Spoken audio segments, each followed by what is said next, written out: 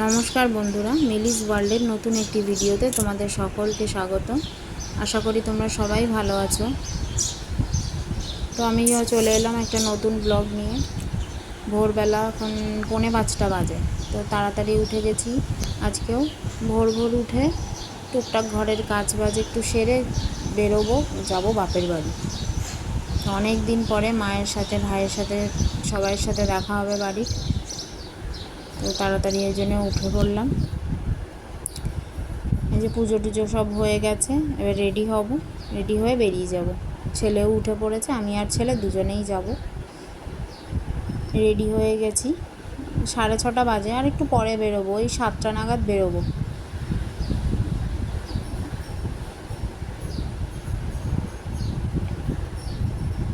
এই যে বেরিয়ে পড়েছি আমি আর ছেলে। ছেলে একটু আগে আগে যাচ্ছে, আমি একটু আস্তে আস্তে হাঁটি, তাই ওর আমার সাথে হাঁটতে ভালো লাগে না। এই সামনে থেকে রিক্সা নিয়ে স্টেশন যাব, স্টেশন থেকে ট্রেনে করে সোজা মছলন্দপুর। আমার বাড়ি মছলন্দপুরে, বাপের বাড়ি মছলন্দপুরে। এই যে রিক্সা করে যাচ্ছি।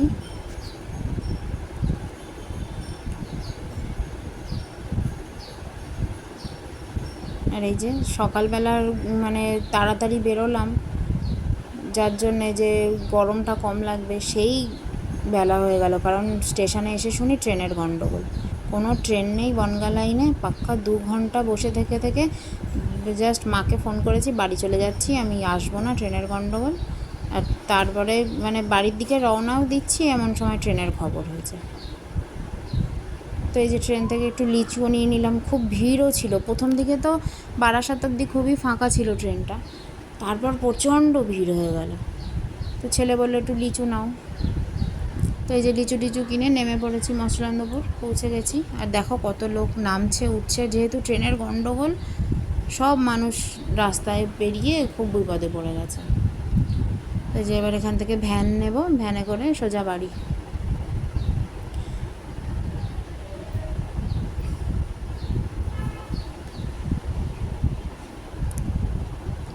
এই যে আমার বাড়ি, বাড়ি পৌঁছে গেছি। আর এসে দেখি মা গেটের ওখানে দাঁড়িয়ে আছে। ওই যে আমার মা ওখানে দাঁড়িয়ে আছে গেট খুলে। মাকে যেহেতু বলেছিলাম আসবো না, তারপর যখন শুনেছে যে না আমি এসে গেছি, আর দাঁড়িয়েই আছে। এই যে এসে ফ্রেশ ফ্রেশ হয়ে গেছি। এত জোর খিদে পেয়েছে, সেই সকালে বেরিয়েছি, মাকে বললাম তাড়াতাড়ি কিছু খেতে দাও। তো সবাই মিলে খেতে বসে গেছি, মায়েরাও খায়নি। মা আর ভাই বউ দুজন মিলে সবাই খাবার টাবার রেডি করছে। খাওয়া দাওয়ার পর যে লিচু নিয়ে এসেছিলাম, সেই লিচু নিয়ে আবার সবাই মিলে একটু বসলাম যে একটু লিচু খাই। তাই যে আরও লজ্জা পাচ্ছে অর্পিতা, ভাই বউ। ওই দেখো, এই দেখো। তো তারপরে এটা আবার দুপুরবেলা প্রায় 2টোর সময়। ভাই ছিল না বাড়িতে, ও বাড়িতে চলে আসলো, তো সবাই মিলে একসাথেই বসলাম। আর আমার মা দুপুরবেলা ভাত খায় না, সকালবেলা একবারই খায়। আর এই যে ছোটো মাছ রান্না করেছে আজকে, আমি যেহেতু ছোটো মাছ খেতে ভালোবাসি। আর এই যে বিকালবেলা গল্পের আসর বসেছে, ও পড়াচ্ছে এখানে, টিউশনি করে, কয়েকটা বাচ্চাকেও পড়ায়। তো আজকে একটা বাচ্চা এসছে পড়তে। তো আমি বিকেলবেলাটা আর কী করবো, মায়েরা গল্প করছে, আমি ভাবলাম একটু বাগানে ঘুরি। আমাদের বাড়িতে বড় বাগান আছে, এই দেখো আমাদের বাগান। তো এই বাগানে একটু ঘুরছি বিকালে। চলো তোমাদেরকেও দেখাই। দেখো কত গাছ আমাদের বাগানে, আরও গাছ ছিল, কিছু বড় বড় মেহগিনি গাছও ছিল। তো আমার তো বাড়িতে আসলে আমার বাগানটা এত ভালো লাগে, আমি তো যতক্ষণ পারি বাগানেই ঘুরে বেড়াই। বেশি ভেতর দিকে যাবো না, এই সামনের দিকটা একটু ঘুরি। আবার মশাও আছে।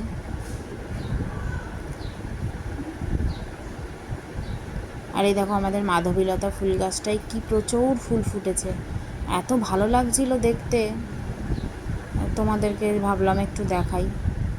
তো আমি বিকেলবেলা একটু রাস্তায় ঘুরছি, তো ভাই বলল দিদি একটু সন্ধ্যাবেলা বাজারে যাব, তুইও চল, কি কেনাকাটা করার আছে সব।